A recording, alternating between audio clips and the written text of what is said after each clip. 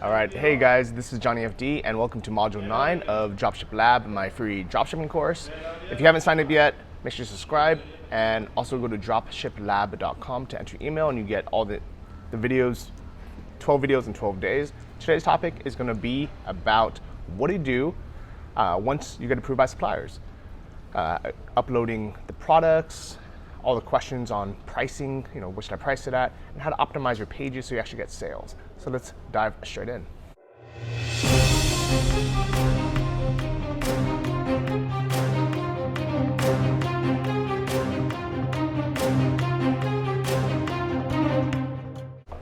So the first big question a lot of people have.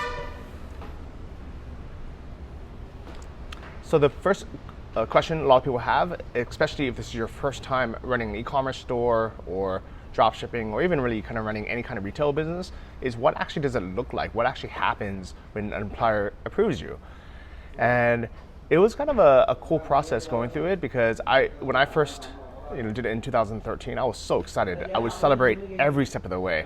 Like if a supplier would agree to take my email or answer my call, I'd be excited. I would celebrate. If a supplier said, yeah, send over the application, I would celebrate. And then once they approved me, I would celebrate. And luckily I was part of Anton's course and he walks through the entire thing, as well as there's so many other members who have done it before. So it's like I had a bunch of big brothers in there, big sisters to help me along the way. So that's what I'm gonna try to do for you guys today, is kind of just give you an overview of what it looks like, what to expect, and how to avoid some of the mistakes that I made and a lot of people make when you first start. So what does it actually look like? So first off, when a supplier approves you, what they normally do is they send you either a digital version of their product list, or sometimes they send it physically, which is a bit annoying. Like I've actually had suppliers send me a catalog that was like, a 10-pound catalog to the US, to my mail forwarding address, which got forwarded to my parents' house. My parents were like, what do you want to do with this? And I was like, I don't know, like you can't send this to Thailand. And also, what are you going to do with it anyways? Like if you have a paper catalog with 1,000 pages in there, like what are you going to do with it? So I try to ask them not to send anything physical. I ask for everything digitally. And even then, so every supplier is going to be different. But in general, what they'll give you is a price list, a list of products that you're approved to sell, and hopefully some images of the product itself. So this really depends on who your supplier is and how many products they have. So I've had friends who were part of Anton's course who had mega stores. Like I'm talking thousands of products. I have one friend, I think there's only one guy, there might be more, but one guy I know of who had something like 30,000 products in his store. And there's no way he was able to do that manually. He happened to work in kind of big data as his actual 9-to-5 job. So he was really comfortable with uploading big files and managing the different fields and having it all actually look good. For me, all my stores have had about 100 products. I think the biggest store I had 200 products max. So I uploaded everything manually, and that's what I prefer. But I just want to let you guys know there are different methods of doing this. So if you have a big store with thousands of products, what you're going to want is something called a CSV. It's a file, it stands for comma, separated values. It's kind of like an Excel file with different tabs and different areas, like product name, product description, price, things like that you can just upload. And what's nice about Shopify, it has a feature when you add products, you can just upload the CSV and it basically populates everything.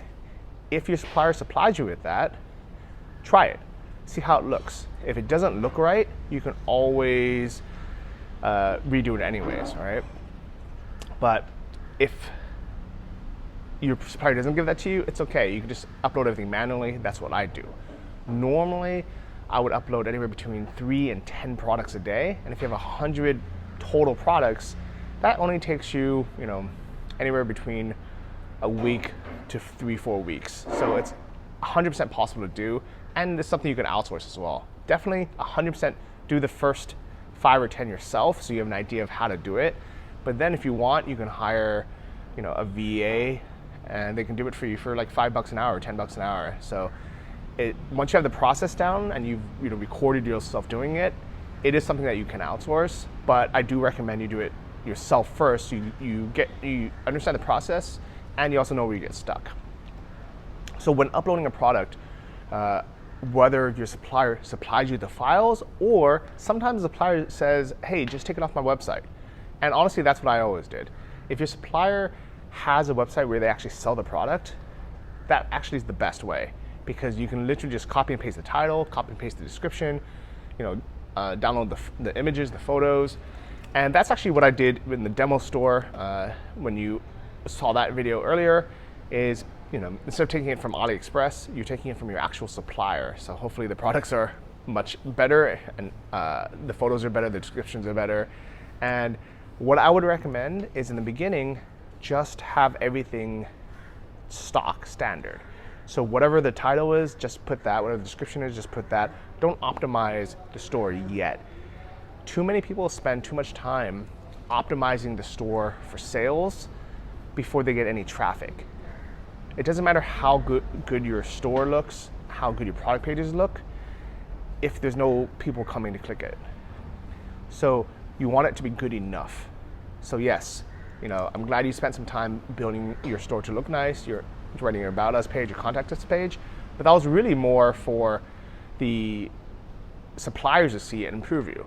For the actual product pages, you just want it up there, so when you start running ads in the next module and start getting traffic, you can collect data. You can see what people are actually clicking on, because there might be a product that you spent an hour maximizing the page, rewriting the description to be really nice, and if nobody clicks that ad, there's no search interest on that product for whatever reason, we just wasted an hour. So upload everything that you want to sell, and in different methods, there's different price points.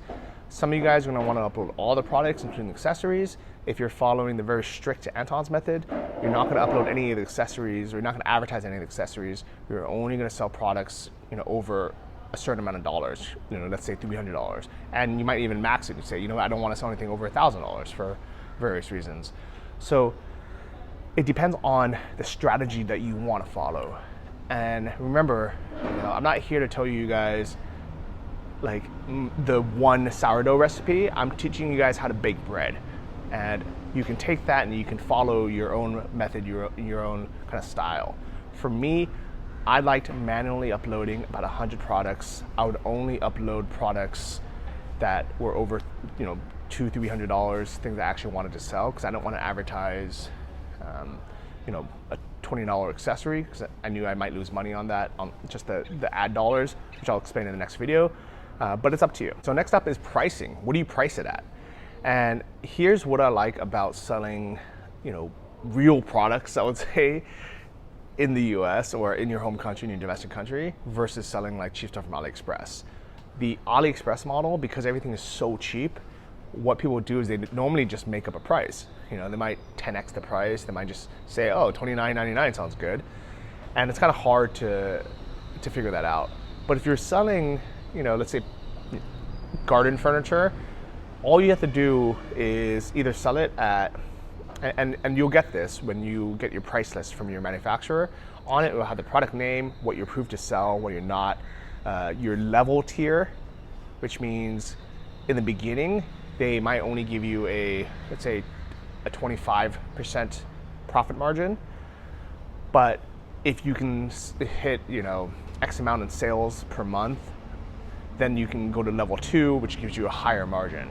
So with my suppliers, I started, always at level 1, but I was able to actually get to the highest level pretty fast. And it sounds a bit, weird why they do this, but it really is just they want to reward their good suppliers. They want to encourage you to push their brand more versus the competitors, and it's just a better use of their time.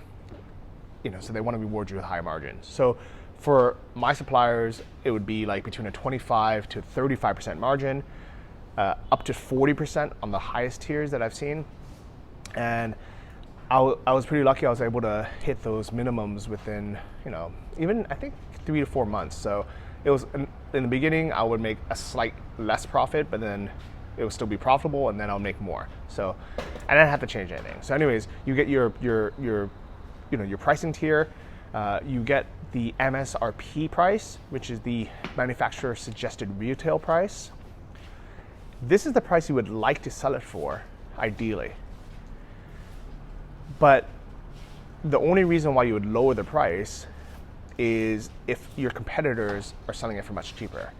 Because unfortunately, people are price conscious. So if, Wayfair, Hay Needle, or, Bob's Backyard Garden stuff is selling it for cheaper, you kind of have to match the price. So then what you have to do is you go in and you want to see, is he selling it for MSRP plus shipping? Is he selling it for MSRP including free shipping? And that's kind of the discount built in. Or is he selling it for something called MAP, MAP price? MAP price means minimum advertised price. That'll be another column. That is what you legally are allowed to list it at a maximum, like the maximum discount. This is why once in a while you'll see like a car for sale or something that has an advertised price and they say like, too low to display the price, call us today. I used to think that was a marketing gimmick. It is a marketing gimmick, but actually it's because they have a MAP pricing policy that they can't break. So if they want to sell it for less than that price, they can't advertise it anywhere. And that's a way to keep all the dealers selling for a fair price and not gouge each other or not, disturb the brand too much. If you ever see a competitor selling it for less than the MAP price, what you want to do is you want to screenshot that, copy the URL, and just email your supplier and just say, hey, I noticed someone selling it for less than MAP, just to give you a heads up. Unfortunately, there's not that much else you can do, because if you start talking to the guy directly, or you start kind of getting too deep into it, then it's something called price collusion, which is also illegal. And at the end of the day, the manufacturer, there's not that much they can do about people violating MAP, except they can, suspend them, they can warn them, they can possibly shut down their dealer account. So there are things that they can do, but some dealers just won't do anything, which sucks. And this is kind of a time to weed out the good dealers versus the bad dealers.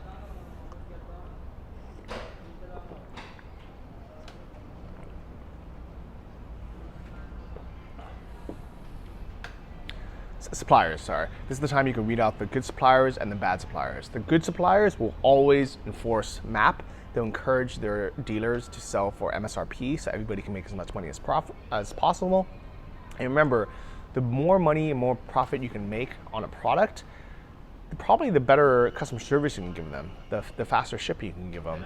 So they want a good supplier will make sure that their dealers like you are making money and are happy.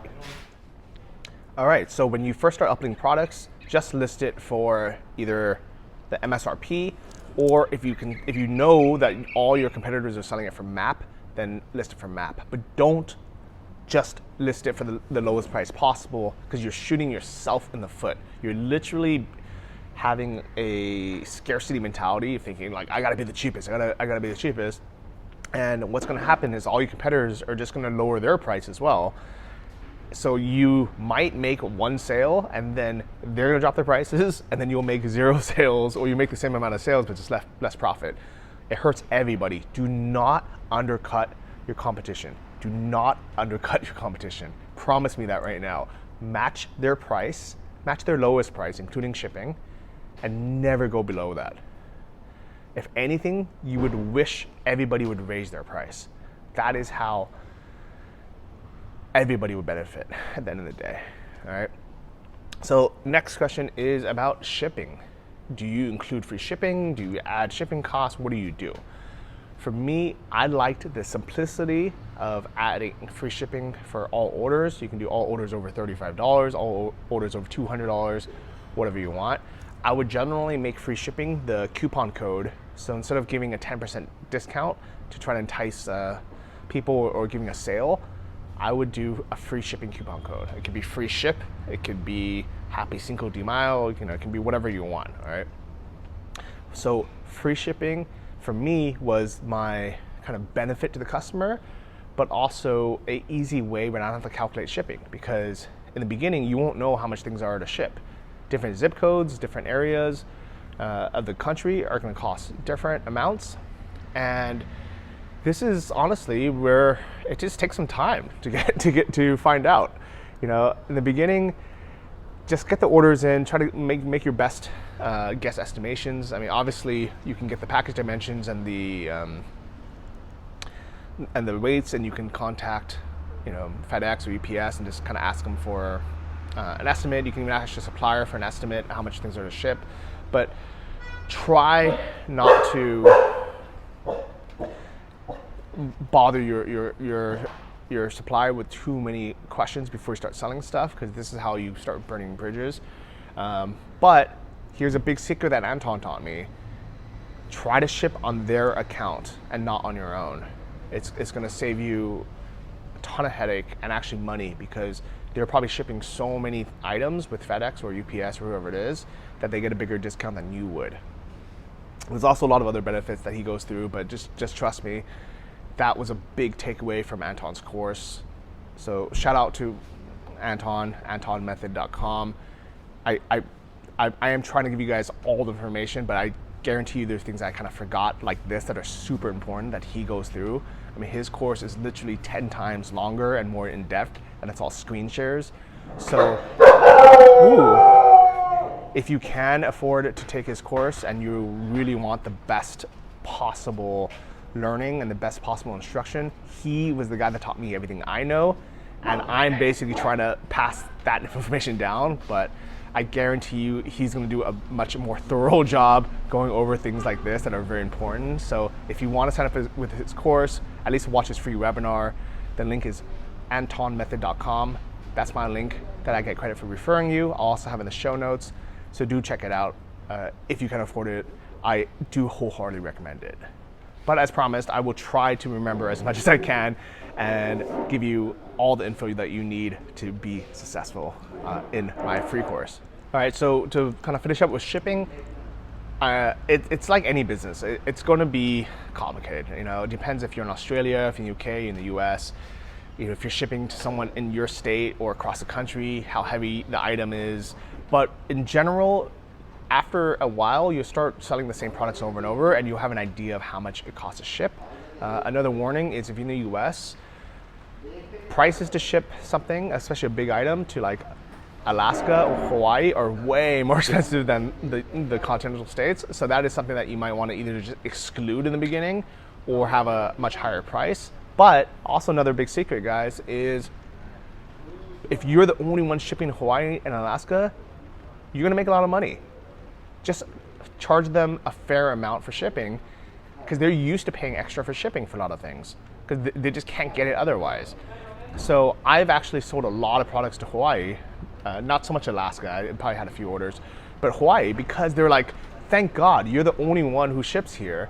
And then they tell all their other friends, like, hey, these guys actually ship to us, and he actually charged me a fair price for shipping, buy it through them. So it actually is a big gold mine. If you have more questions about shipping, ask in the private members forum. Hopefully you can find someone who's also from your country that has dealt with it. You guys can help each other out. But it is a kind of a learning experience in the beginning. Just try not to lose money on shipping in the beginning. Worst comes to worst, what you can do is you do your best guess, you take the order, you get the shipping quote before you actually ship the item, and if it's way more than you think it's going to be and you're going to be at a loss, if it's a break even, just ship it and learn from it. But if you're really going to lose money, what you can do is just email the customer and say, hey, I'm so sorry, this is how much it's going to cost to ship, it's over our budget, you know, would you like to pay the difference, or I'm going to have to cancel your order. Apologize, and 9 times out of 10 they'll just pay the difference, and you know, it's a win-win for everyone. But worst comes to worst, you cancel the order, you learned a lesson. That is important, just to learn these lessons in the beginning. So another big question people have is inventory. How do I know things are in stock with inventory? Again, every supplier is going to be different. Some suppliers are gonna have like a dashboard you can log into. Most suppliers aren't that savvy, so they have a weekly email they'll send you with what's out of stock, or like a Excel spreadsheet, and it's kind of up to you to go in and just like, you know, put things in or out of stock. This is something that I had my VA do, and I'll talk about VAs in a future video. Is I'll just have them go in and be like, okay, if something is going to be more than 2 weeks out of stock, then just to actually unpublish it or just make it unavailable. If it's going to be 1 week or less out of stock, just make a note saying we'll ship in 7 to 10 days or something, just so people will know, have an idea. And then very important to put it back in stock again, because if you're the only one who's shipping an item because everyone else is out of stock, even if it's going to take you 7 to 10 days to ship, they'll still buy it from you. So a lot of big secrets here on how to add value and to be kind of get these sales that you normally wouldn't get. So yeah, inventory, you can either use Shopify's built-in inventory management, or you can do it manually. I always choose to do it manually, but it's really up to you and the data that you're provided from your supplier.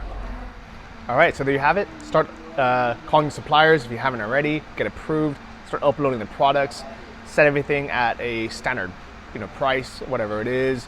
Don't optimize too much. Wait for tomorrow's video. If you haven't signed up yet, go to dropshiplab.com, enter your email. That way you get the videos every day instead of having to wait on YouTube, twice a week for them to come out. And tomorrow's video is going to be about traffic sources, how to actually start driving traffic. Remember, right now, don't optimize your store too much. You only want to optimize your store once you start actually getting traffic. That's when I'll talk about on-page optimization, reviews, all those great things. But right now, just have the basics up. You want to have up about 50 products, hopefully, more or less. I would start running ads at even 20 products, but you really want 50 to 100 products if you really want to make consistent sales. And you want everything to be good enough. So you want photos, you want the descriptions, you want the titles up, you want everything to be, the things that are in stock to be in stock. You want your pricing to be matched with your competitors.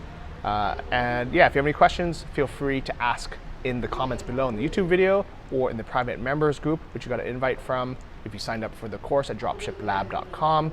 Again, sorry, it's hard to share that link because Facebook and Instagram don't allow sharing redirects to email opt-ins. But as a free course, I don't want to spend the time or energy to make an actual dedicated homepage that's hosted.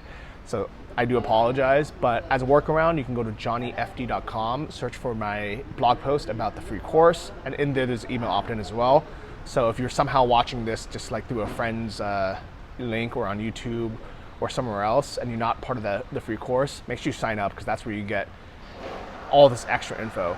So that's it. Tomorrow we'll be talking about traffic. Then the day after that, we're going to be talking about optimization, and then after that we're talking about some automation and accounting and all that cool stuff. So lots of good things happening, and I hope you enjoyed this video. I'll see you guys in the next one. Bye guys.